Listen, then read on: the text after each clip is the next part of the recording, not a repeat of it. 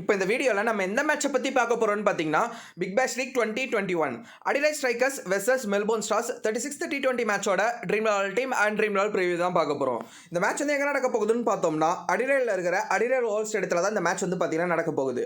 அடுத்து இந்த மேட்சோட பிச் ரிப்போர்ட் பற்றி பார்ப்போம். இப்போ இந்த மேட்சோட பிச் ரிப்போர்ட் பற்றி பார்த்தோம்னா பிச்சை பொறுத்த வரைக்கும் நியூட்ரலாக தான் இருக்க போகுது. ஸோ நியூட்ரல் ட்ராக் எந்த மாதிரி பிஹேவ் பண்ணுன்றது உங்களுக்கு தெரிஞ்சிருக்கும். அந்த ஈக்குவல் சப்போர்ட்ன்றது 3 டைமென்ஷனல் பிளேயர்ஸ்க்குமே வந்து பார்த்தீங்கன்னா சப்போர்ட் கிடைக்கும் ட்ராக் வைஸ். இன்னும் கொஞ்சம் டீப்பாக இந்த பிச் ரிப்போர்ட் பற்றி பார்ப்போம். நான் ஃபர்ஸ்ட் ஆஃப் ஆல் எப்பயுமே சொல்கிறது அடிலோவில் பொறுத்த வரைக்கும் வந்து பார்த்தீங்கன்னா லாங் ஆஃப் ரீஜன். ஸோ அந்த ரீஜன் வந்து பார்த்தீங்கன்னா மற்ற டைமென்ஷன்ஸை கம்பேர் பண்ணக்குள்ள இந்த சைடில் இருக்க வந்து பார்த்தீங்கன்னா டைமென்ஷன்ஸ் கொஞ்சம் வந்து பார்த்தீங்கன்னா அதிகமாக தான் இருக்கும். ஸோ அதனால் ஸ்பின்னர்ஸ்க்கு இன்னுமே கொஞ்சம் ஒரு பெட்டரான ஒரு ஹெல்ப் வந்து பார்த்தீங்கன்னா இது மூலியமாகவும் வந்து பார்த்தீங்கன்னா உங்களுக்கு விக்கெட்ஸ் எடுக்கிறதுக்கு ஹெல்ப் பண்ணும் அப்படின்னு கூட வந்து பார்த்தீங்கன்னா சொல்லலாம். ஏன்னா நல்லாவே ஃப்ளைட் பண்ணி போட்டாங்கன்னா கண்டிப்பாக வந்து பார்த்தீங்கன்னா தைரியமான ஒரு ஸ்பின்னராக இருந்தாங்கன்னா கண்டிப்பாக இந்த மாதிரி ஒரு ஆப்பர்ச்சுனிட்டி கிடைக்குள்ள கண்டிப்பாக ஃப்ளைட் பண்ணி போட்டு விக்கெட் எடுக்கலாம். அது மட்டும் இல்லாமல் இங்கே வந்து கொஞ்சம் ஒரு மைனர் டர்ன் வந்து பார்த்தீங்கன்னா கண்டிப்பாக ஸ்பின்னர்ஸ் கிடைக்கும். அது மட்டும் இல்லாமல் இந்த ட்ராக்லேருந்து வந்து பார்த்தீங்கன்னா எக்ஸ்ட்ரா பவுன்ஸும் ப்ரொவைட் ஆகுது. அது வந்து பார்த்தீங்கன்னா ஸ்பின்னர்ஸ்க்கு அது கூட வந்து பார்த்தீங்கன்னா இங்கே ரொம்பவே ஹெல்ப்ஃபுல்லாக இருக்கும். ஸோ பேசஸை பொறுத்த வரைக்கும் இனிஷியலாக நியூ பால் வந்து பார்த்தீங்கன்னா கண்டிப்பாக டீசெண்டான ஸ்விங் இருக்கும். ஸோ அதுக்கப்புறம் வந்து பார்த்தீங்கன்னா ஓரளவுக்கு வந்து பேட்ஸ்மேனுக்கு சாதகமான கேமாக தான் இருக்கும். பட் ஆனாலும் இந்த ட்ராக்கில்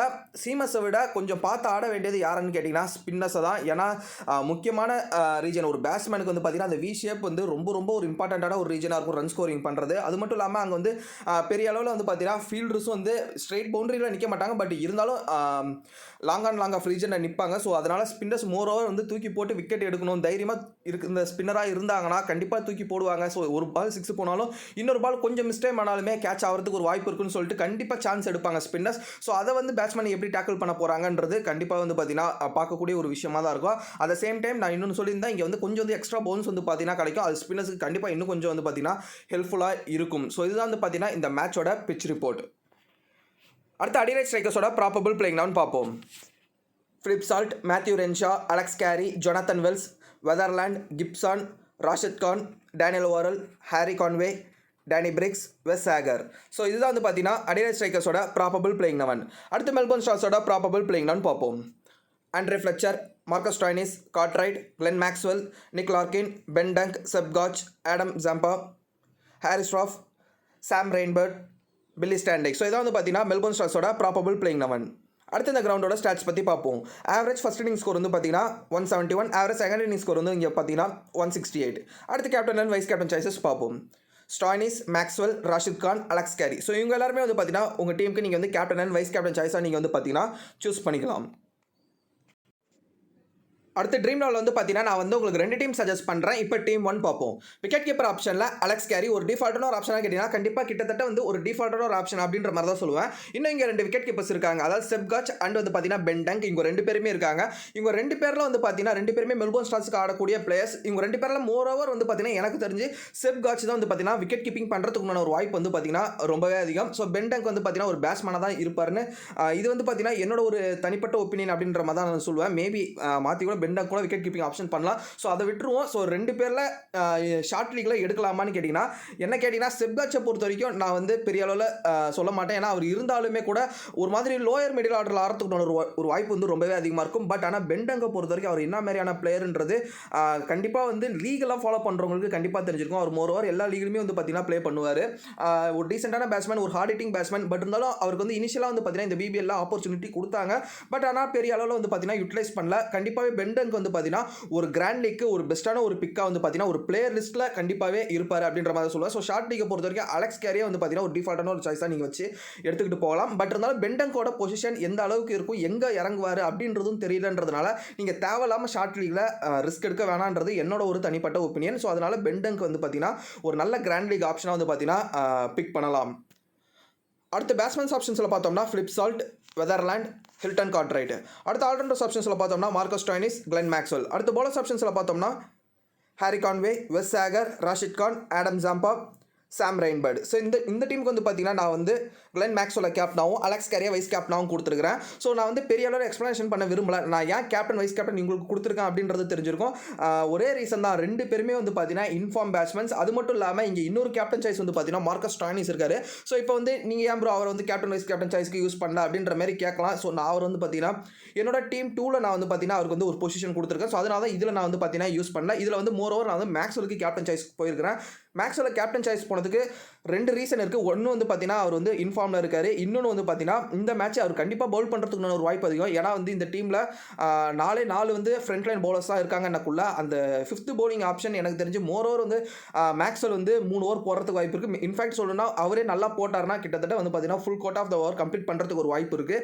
ஸோ அதனால தான் நான் வந்து பார்த்தீங்கன்னா அலெக்ஸ் கேரியை நான் வந்து வைஸ் கேப்டனாக போட்டு கிளென் மேக்ஸ்வெல்லை கேப்டனாக போட்ட ஒரே ரீசன் வந்து பார்த்தீங்கன்னா இதான். எஸ் நீங்கள் அஃப்கோர்ஸ் சேஞ்ச் பண்ணணும்னு கேட்டிங்கனாலும் கூட கண்டிப்பாக அலெக்ஸ் கேரி கேப்டனும் கிளென் மேக்ஸ்வெல் வைஸ் கேப்டனும் நீங்கள் வந்து பார்த்தீங்கன்னா சாய்ஸ் வச்சுக்கலாம். பட் இருந்தாலும் கிளென் மேக்ஸ்வெல் பவுல் பண்ணி விக்கெட்டை எடுத்துட்டாருன்னா அது வந்து ஒரு ஹியூஜ் ப்ளஸ் பாயிண்ட்டாக வந்து பார்த்தீங்கன்னா உங்களுக்கு இருக்கும். ஸோ அதனால தான் நான் வந்து பார்த்தீங்கன்னா இங்கே கிளென் மேக்ஸ்வெல்லை கேப்டன் சாய்ஸ்க்கு மூவ் பண்ணியிருக்கேன். அலெக்ஸ் கேரியை வைஸ் கேப்டன் சாய்ஸ்க்கு யூஸ் பண்ணியிருக்கேன். அலெக்ஸ் கேரி கன்சிஸ்டண்ட்டாக வந்து பார்த்தீங்கன்னா 30+ ரன்ஸ் அடிச்சுக்கிட்டு இருக்காரு. ரொம்ப ஸ்டேபிளான பேட்ஸ்மேன். அதுவும் இல்லாமல் கிளென் மேக்ஸ்வெல் மாரி அடிச்சு ஆடக்கூடிய பேட்ஸ்மேன் கண்டிப்பாக வந்து பார்த்தீங்கன்னா அலெக்ஸ் கேரி கிடையாது. பட் இருந்தாலும் அவருக்கு வந்து ஹார்ட் ஹிட்டிங் பண்ணி ஆட முடியும். பட் இருந்தாலும் அவரோட இன்டென்ஷன் எல்லா மேட்ச்லையுமே வந்து பார்த்தீங்கன்னா ஒரு சைடு எண்டை விக்கெட் விடாமல் எடுத்துக்கிட்டு போகணும் அப்படின்ற ஒரு இன்டென்ஷனை தான் வந்து பார்த்தீங்கன்னா ஆடிட்டு இருக்காரு. அது வந்து கிறிஸ்டல் கிளியராக வந்து பார்த்தீங்கன்னா தெரியுது. அதனால அதை நம்பி நீங்கள் கொடுக்குறதா இருந்தீங்கன்னா தாராளமாக வந்து பார்த்தீங்கன்னா அவருக்கு வந்து கேப்டன் சாய்ஸ் கொடுக்கலாம். பட் இந்த மேட்சுக்கு எனக்கு என்னமோ வந்து மேக்ஸ்வெல் ஓவர் போடுவார். அதாவது மேட்ச் டு மேட்ச் வந்து பார்த்தீங்கன்னா 2 to 3 ஓவர்ஸ் போடுறாரு. பட் இந்த மேட்ச் மேபி அந்த full quota of the over போடுறதுக்கு ஒரு வாய்ப்பு வந்து பார்த்தீங்கன்னா ரொம்பவே அதிகமாக இருக்குது. ஸோ அதனால தான் நான் வந்து பார்த்தீங்கன்னா மேக்ஸ்வெல் கேப்டன் சாய்ஸ் கொடுத்துருக்கேன். மற்றபடி எதுவுமே இல்லை. அதேமாதிரி அடுத்த கேப்டன் வைஸ் கேப்டன் சாய்ஸ் நான் சொன்ன மாதிரி வந்து பார்த்தீங்கன்னா மார்க்கஸ் ஸ்டாய்னிஸ். ஸோ அவருக்கு வந்து கூட நீங்கள் வந்து டீமில் கேப்டனார் வைஸ் கேப்டன் சாய்ஸ் வந்து கொடுத்து நீங்கள் கொண்டு போகலாம். ஸோ பவுலர்ஸ் ஆப்ஷன்ஸ் பார்த்துருவோம். ஸோ பவுலர்ஸ் ஆப்ஷன்ஸில் பொறுத்த வரைக்கும் வந்து பார்த்தீங்கன்னா ஹாரி கான்வே பிக் பண்ணியிருக்கேன். ஸோ வந்து பெரிய அளவில் எந்த விதமான ஒரு கிரிக்கெட்டிங் டர்ம்ஸுமே நான் வந்து சொல்ல விரும்பல. ஜஸ்ட் வந்து பார்த்தீங்கன்னா எனக்கு வந்து கிரெடிட்ஸ் இஷ்யூ. ஸோ அதனால மட்டும்தான் நான் வந்து பார்த்தீங்கன்னா ஹாரி கான்வேவை பிக் பண்ணியிருக்கேன். மேபி எனக்கு வந்து 0.5 கிரெடிட்ஸ் இருந்தது அப்படின்ற பட்சத்தில் நான் வந்து ஹாரி ஸ்ட்ராஃபை கண்டிப்பாக பிக் பண்ணியிருப்பேன். ஹாரி ஸ்ட்ராஃப் வந்து பார்த்தீங்கன்னா ஒரு செம்மையான ஒரு பிளேயர். அதனால தான் நான் வந்து எனக்கு தெரிஞ்ச ஒரு 3 நாளைக்கு முன்னாடி நினைக்கிறேன் நான் வந்து டெலகிராமில் கூட வந்து பார்த்தீங்கன்னா சொல்லியிருந்தேன் ஹாரி ஸ்ட்ராஃபை கேப்டனாக போட்டு ட்ரை பண்ணுங்க. பட் அன்ஃபார்ச்சுனேட்டாக அந்த மேட்ச் வந்து பார்த்தீங்கன்னா ஏகப்பட்ட தடங்களுக்கு நடுவில் தான் வந்து பார்த்தீங்கன்னா அந்த மேட்ச் நடந்தது. கிட்டத்தட்ட வந்து பார்த்தீங்கன்னா 20 ஓவரில் ஆரம்பிச்சு 17, 14 கடைசியில் 10 ஓவருக்கு வந்து பார்த்தீங்கன்னா நின்னுது. ஸோ அதனால் பவுலர்ஸாக பேட்ஸ்மேனோ 2 பேரில் யார் வேணாலும் வந்து பார்த்தீங்கன்னா பர்ஃபார்ம் பண்ணுறதுக்கு வாய்ப்பு அதிகம். ஸோ அதனால் எதுவுமே பண்ண முடியாது. But talent wise ability wise Haris Rauf is the best player என்னோட ஒரு தனிப்பட்ட ஒப்பீனியனில். ஸோ அதனால் மோர் ஓவர் வந்து பார்த்தீங்கன்னா அவரை வந்து விட்டு எடுக்காதீங்க. நீங்கள் ஒரு டீம் போகிறதா இருந்தால் நான் சொல்கிறேன். எஸ் போன மேட்ச் வந்து பார்த்தீங்கன்னா ஒரு போரான பர்ஃபார்மன்ஸ் தான். அது வந்து மழை காரணமாக ஸோ அந்த மாரி வந்து பார்த்தீங்கன்னா இருக்கும். பட் இருந்தாலும் எபிலிட்டி வைஸ் ரொம்ப டீசென்ட்னு சொல்ல மாட்டேன் பெஸ்ட்டான ஒரு பிளேயர். அதுவும் பிபிஎல் நீங்கள் எடுத்திங்கன்னா அதில் தி பெஸ்ட்டாகவே வந்து பார்த்தீங்கன்னா ஹாரி ஸ்ட்ராஃப் இருந்திருக்காரு. அப்புறம் ஏன் ப்ரோ நீங்கள் வந்து இந்த டீம் ஒன்றை எடுக்கலன்னு கேட்கலாம். ஸோ மோர் ஓவர் நான் வந்து சேஃபாக மூவ் பண்ணணும்னு எப்பயுமே நினைப்பேன் டீம் ஒன்றை. ஸோ அதனால தான் நான் வந்து பார்த்தீங்கன்னா இதில் என்னால் ஹாரி ஸ்ட்ராஃபை எடுக்க முடியல. அதுக்கு ரீசன் வந்து பார்த்தீங்கன்னா நான் வந்து இங்கே வெதர்லாண்ட் எடுத்துருக்கிறேன். அதேமாதிரி Stoinis Maxwell, so Rashid Khan, moreover வந்து பார்த்தீங்கன்னா ஆடம் ஜாம்பா, அந்த ஹை கிரெடிட்ஸில் இருக்க பிளேயர்ஸ் எல்லாருமே நான் வந்து மோர் ஓவர் இம்பார்ட்டன்ட் பிளேயர்ஸாக இருக்கிறதுனால உள்ளே வச்சிருக்கிறேன். ஸோ அதனால தான் வந்து அவரை என்னால் பிக் பண்ண முடியல. எனக்கு வந்து 0.5 கிரெடிட் இருந்ததுன்னா நான் சொன்ன மாதிரி ஹாரி கான்வேக்கு பதிலாக நான் கண்டிப்பாகவே ஹாரி ஸ்ட்ராஃப் பிக் பண்ணியிருப்பேன். அட் த சேம் டைம் வந்து பார்த்தீங்கன்னா இங்கே வந்து சாம் ரெயின்பர்ட் பிக் பண்ணியிருக்கேன். ஸோ அந்த இடத்துல நீங்கள் வந்து உங்களுக்கு மேபி பாயிண்ட்ஸ் வந்து மீதுன்னா நீங்கள் பில்லி ஸ்டாண்டேக்கர் கூட வந்து பார்த்தீங்கன்னா அந்த இடத்துல நீங்கள் தாராளமாக வந்து பார்த்தீங்கன்னா உங்கள் டீமில் வச்சு நீங்கள் கொண்டு போகலாம். ஸோ இதான் வந்து பார்த்தீங்கன்னா ட்ரீம் லெவலில் என்னுடைய டீம் 1. அடுத்த டீம் 2 பார்ப்போம். விக்கெட் கீப்பர் ஆப்ஷனில் அலெக்ஸ் கேரி. பேட்ஸ்மேன்ஸ் ஆப்ஷன்ஸில் பார்த்தோம்னா Jonathan Wells, Hilton Cartwright, Andre Fletcher. அடுத்த ஆல்ரவுண்டர்ஸ் ஆப்ஷன்ஸில் பார்த்தோம்னா Matthew Renshaw, Marcus Stoinis, Glenn Maxwell.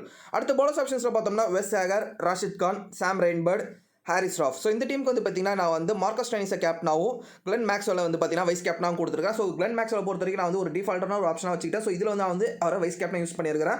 So கேப்டனாக பொறுத்த வரைக்கும் ஸ்டாய்னிஸ். ஸோ ஸ்டாய்னிஸை பொறுத்த வரைக்கும் இனிஷியலாக ஸ்டார்ட் ஆஃப் த டோர்னமெண்ட்டில் கொஞ்சம் வந்து பார்த்தீங்கன்னா ஸ்ட்ரகிள் பண்ணார். பட் வந்து ஒன்ஸ் வந்து அவர் வந்து ஓரளவுக்கு வந்து ஒரு 1 or 2 மேட்சஸ் ரெஸ்ட் கொடுத்தாங்கன்னு நினைக்கிறேன். ஸோ அதுக்கப்புறம் வந்து பார்த்தீங்கன்னா செம்ம கன்சிஸ்டண்ட்டாக மேட்ச் டு மேட்ச் வந்து பார்த்தீங்கன்னா பர்ஃபார்மன்ஸ் கொடுத்துட்டு இருக்காரு. மிடில் பண்ணுற ஆக்சுவலாக வந்து பார்த்தீங்கன்னா கிட்டத்தட்ட மேட்ச் டு மேட்ச். ஸோ அது வந்து ஒரு பிளேயராக ரொம்பவே கஷ்டம். பட் இருந்தாலும் செம்ம டச்சில் தெரிகிறாரு. ஸோ அதனால இந்த டீமில் நான் வந்து பார்த்தீங்கன்னா அவர் வந்து கேப்டன் சாய்ஸ்க்கு யூஸ் பண்ணியிருக்கேன். பட் அவர் வந்து பார்த்தீங்கன்னா அவருன்றதை விட எனக்கு தெரிஞ்சு கேப்டன் வைஸ் கேப்டன் வந்து பார்த்தீங்கன்னா நான் வந்து சேஃபாக தான் கொடுத்துருக்குறேன். பட் வந்து இங்கே பிளேயர்ஸ்னு எடுக்கக்குள்ள நான் வந்து பார்த்தீங்கன்னா ஒரு ஆண்ட்ரே ஃப்ளெச்சர், ஒரு ஜொனாத்தன் வெல்ஸ் அண்ட் வந்து பார்த்தீங்கன்னா ஒரு ஹாரி ஸ்ட்ராஃப். ஸோ இங்கே 3 பேருமே வந்து பார்த்தீங்கன்னா நான் வந்து கொஞ்சம் ரிஸ்கியாக தான் சூஸ் பண்ணியிருக்கேன். பட் ஹாரி ஸ்ட்ராஃபை பொறுத்த வரைக்கும் நான் வந்து ரிஸ்கின்னா சொல்ல மாட்டேன். But Jonathan Wells and Andre Fletcher கொஞ்சம் வந்து பார்த்தீங்கன்னா ரிஸ்கியான ஆப்ஷன் தான். ஸோ இது நான் வந்து பார்த்தீங்கன்னா எப்பயுமே பர்ஃபெக்டாக சொல்லுவேன். நீங்கள் வந்து இதை வந்து ஷார்ட் லீக் யூஸ் பண்ணுங்கள், இதை வந்து கிராண்ட் லீக் யூஸ் பண்ணுங்க.